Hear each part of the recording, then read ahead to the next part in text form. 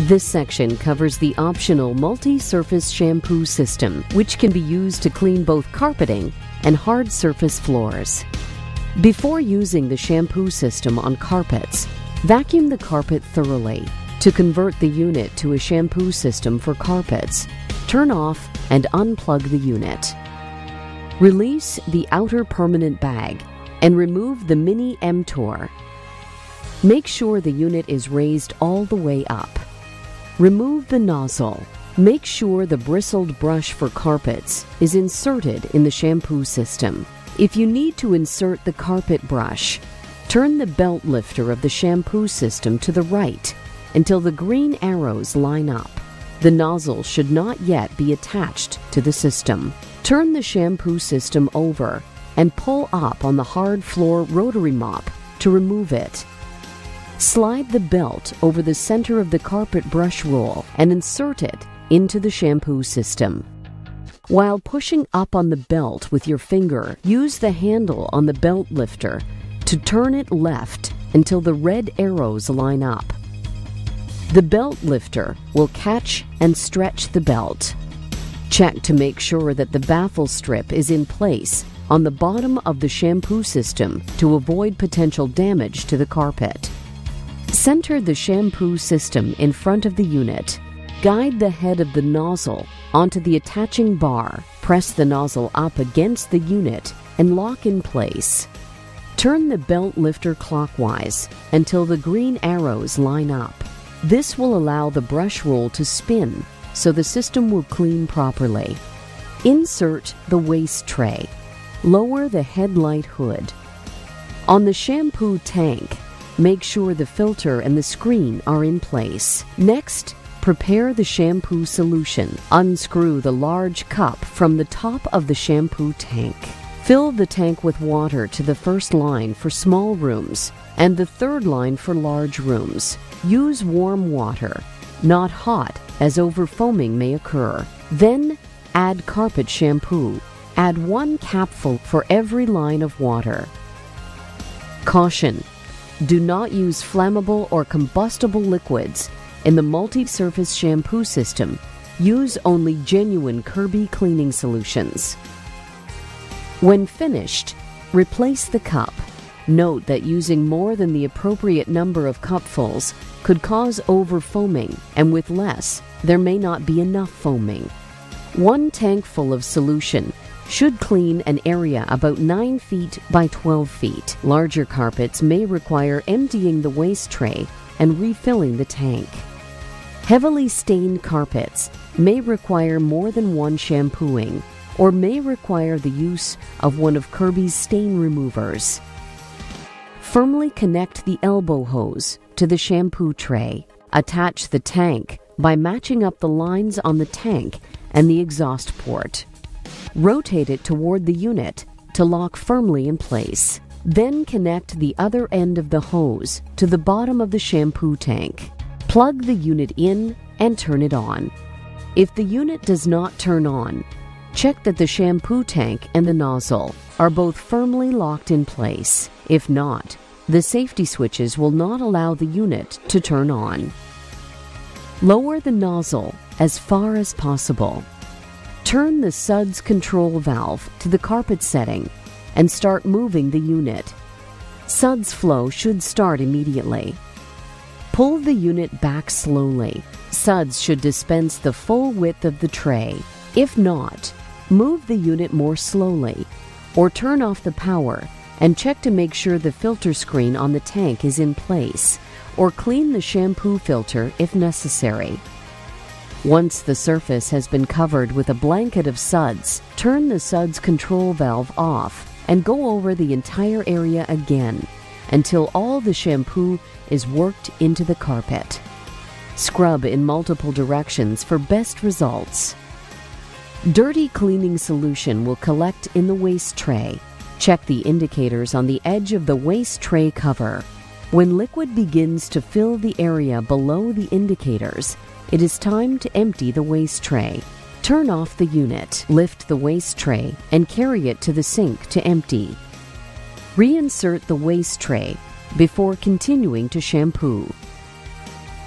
When finished, raise the nozzle and let it run for 15 seconds to remove the excess water from the brush roll. Turn the unit off. Unplug the unit, then remove and empty the waste tray. Remove the elbow hose from the shampoo tank. Remove the shampoo tank. Raise the headlight hood, then turn the belt lifter until the red arrows line up. Turn the lock to release the nozzle. Carefully lift the shampoo nozzle and carry it to the sink and pour out any remaining solution. To clean the tank, remove the sponge filter and the screen cap and rinse all thoroughly. Rinse the tank in cold water. Disassemble the shampoo system over the sink. First, turn the belt lifter to the right until the green arrows line up. Turn the system over and pull up on the ends of the brush roll to remove it. Rinse the shampoo system and dry all parts. Dry all parts completely before storing. Once the carpet is completely dry, reassemble the unit as an upright and thoroughly vacuum the shampooed area. This will remove the dried residue, which contains dirt and debris.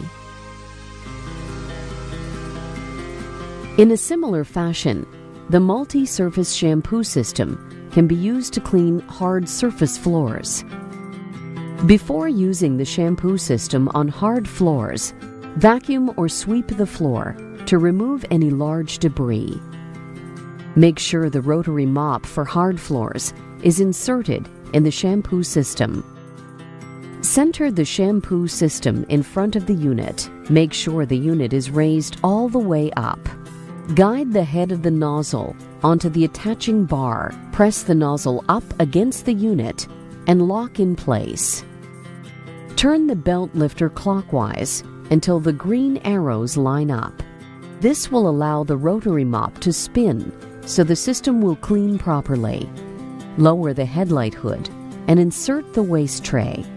When cleaning unsealed wood or manufactured floors, only small amounts of liquid should be used for best results and to prevent damage to the floor.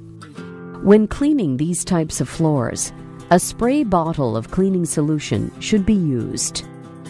Attach the empty shampoo tank to the exhaust port. It is not necessary to attach the elbow hose. Spray a fine mist of cleaning solution on a small area of the floor. Do not over-wet the floor. Only a small amount of solution is needed. Make sure Tech Drive Power Assist is in neutral by pressing the left button down. Press the toe touch control upper pedal repeatedly until the rotary mop contacts the floor. Turn the unit on and move it back and forth to clean the floor. Mist the floor with additional cleaner as needed. Turn the unit off and empty the waste tray when necessary. Allow the floor to dry completely.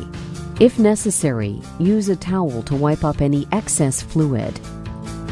For sealed floor surfaces, such as tile or vinyl, the shampoo tank can be used to dispense cleaning solution on the floor instead of using the spray bottle. To prepare the cleaning solution, first unscrew the large cup from the top of the shampoo tank.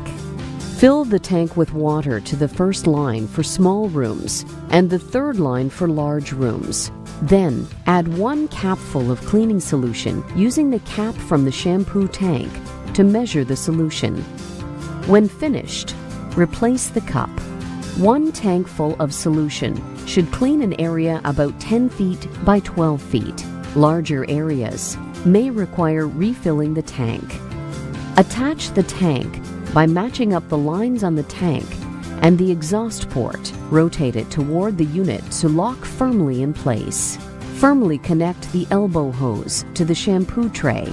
Then connect the other end to the bottom of the shampoo tank. Lower the nozzle as far as possible. Turn the suds control valve to the hard floor setting and start moving the unit. Do not turn the valve to the carpet setting, as it will apply too much solution to the floor. Move the unit back and forth slowly to clean the floor. Turn the valve on the shampoo tank to off and go over the floor again to pick up remaining solution. Dirty cleaning solution will collect in the waste tray. Check the indicators on the edge of the waste tray cover. When liquid begins to fill the area below the indicators, it is time to empty the waste tray. Rinse and reinsert the waste tray before you continue cleaning. To clean along edges, make sure the tank is on the opposite side of the edge being cleaned. When finished, raise the nozzle. Then turn the unit on and let it run for 15 seconds to remove the excess water from the rotary mop. Turn the unit off. Unplug the unit.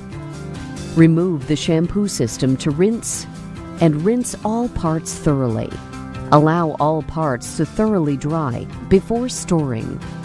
Over time, fibers on the mop will also wear down. When this happens, the mop will not recover as much liquid from the floor and should be replaced. Replacement mops are available from your local Kirby distributor.